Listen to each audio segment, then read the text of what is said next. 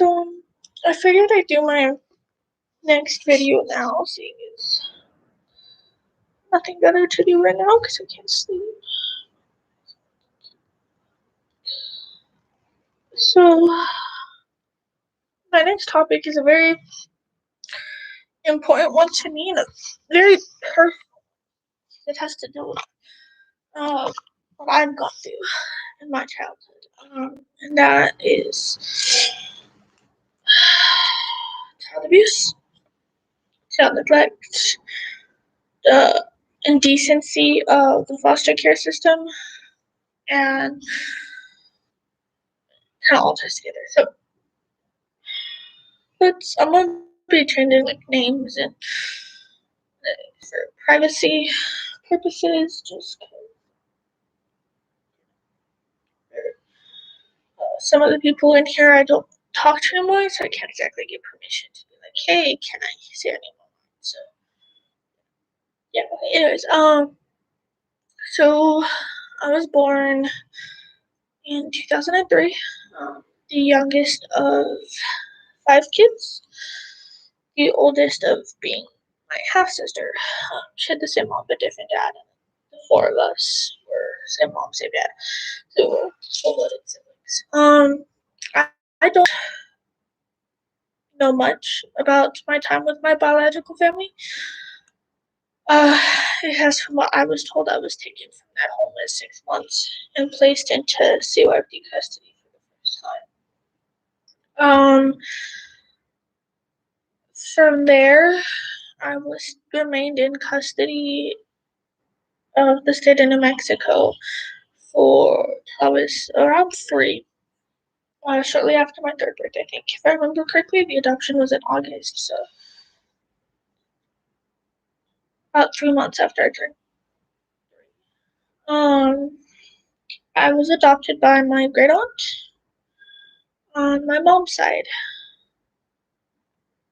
Um, I was with her from 3 years old to shortly after my 12th birthday, so I guess like 9, 10 years around there. 9, 10 years. Um,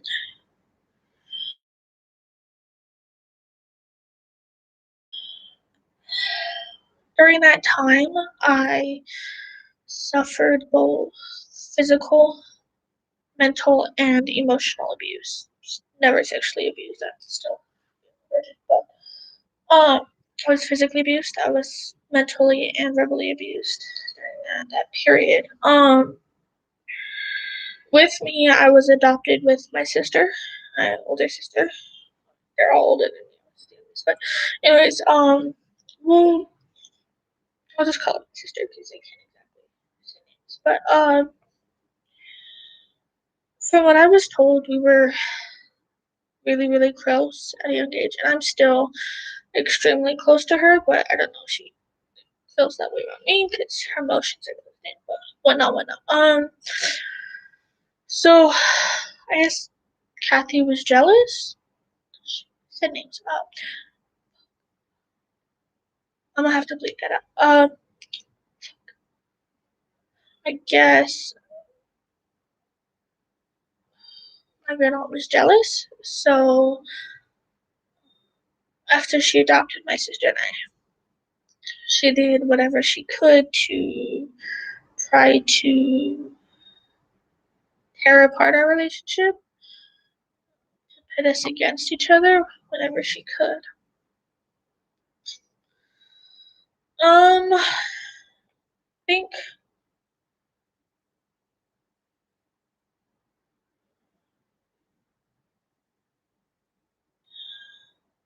I don't know, it's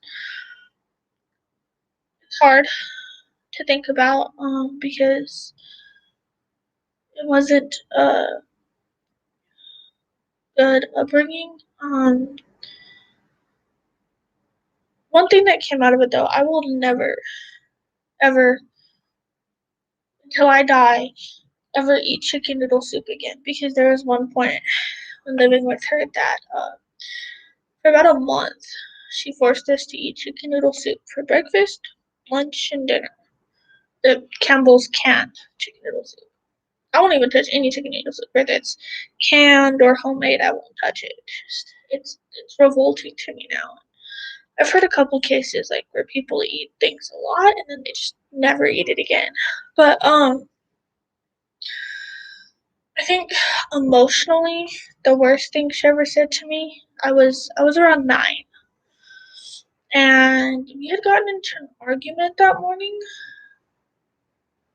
and she told me she wanted me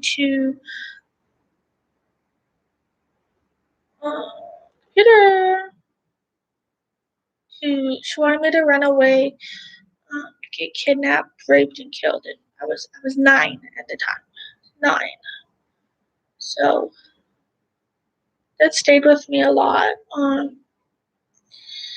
There was one time that we took the dogs for a walk and we weren't paying attention, and we turned around, she was gone.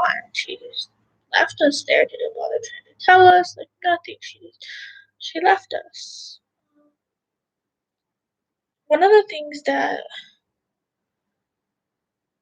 I can really relate to when it comes to abusive homes is the two-sided the mask, the two-sided personality.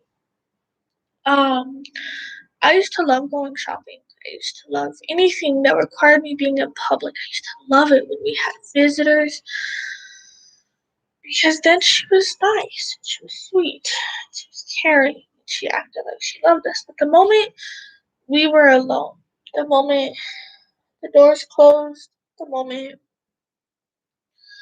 nobody else was there, all hell broke loose.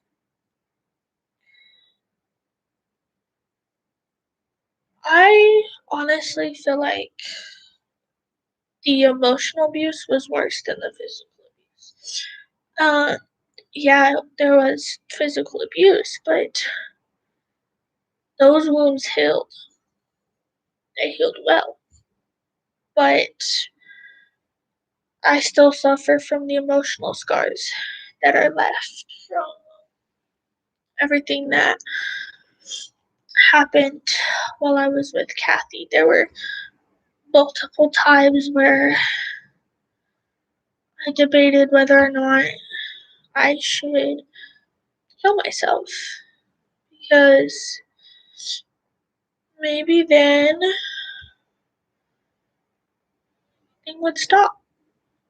Maybe then I would be okay and I wouldn't have to worry about anybody anymore. But the one thing that always stopped me from ever doing anything was my sister, because I could not, in my right mind, leave my sister at home alone. But at 12 years old, I had enough. After about 9.5 years, I had enough. I was done. I wasn't gonna sit there and take it anymore. So when my great grandma tried to come after me, there would be great grandma.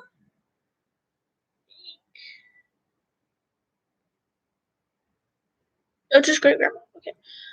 Uh, yeah, because she was my great aunt's mom. Biologically, she was my grandma. Either way, biologically she was my great grandma. Adoption wise, she was my grandma.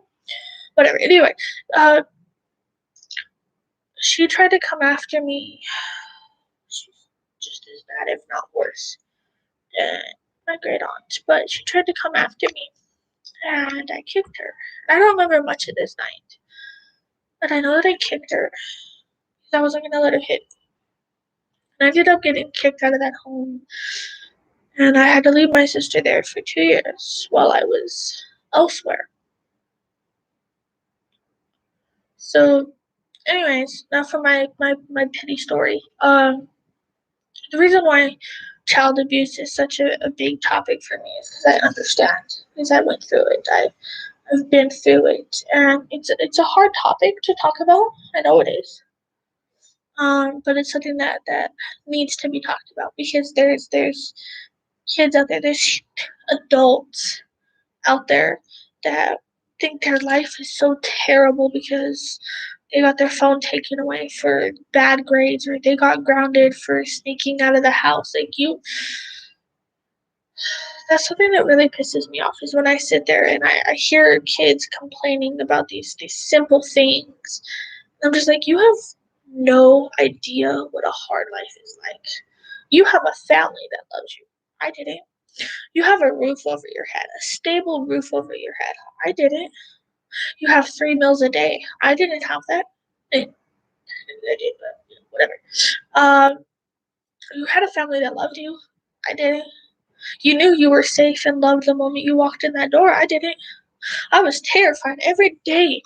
Coming home from school, I would sit on that bus and I would wish, just praying that maybe somehow it would just skip my bus stop and totally forget that I was on my bus. But it never did.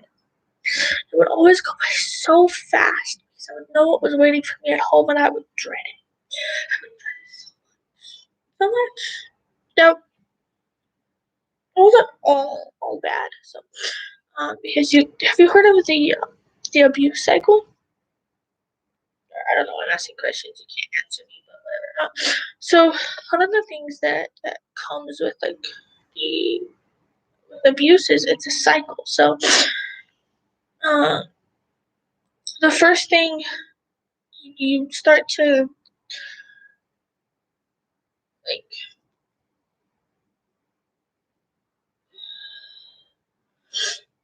you stop communicating. You start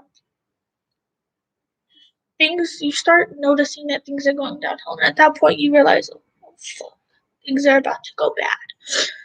Uh, then the second stage is when actually everything starts happening. When you get that verbal and emotional, and you get that physical abuse. You get the hitting, the threats, the anything to fuck up your mind and to fuck up your body. And the third part is where it's they apologize, they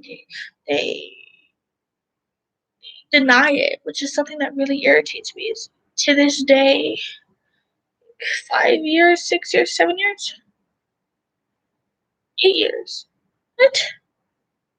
No,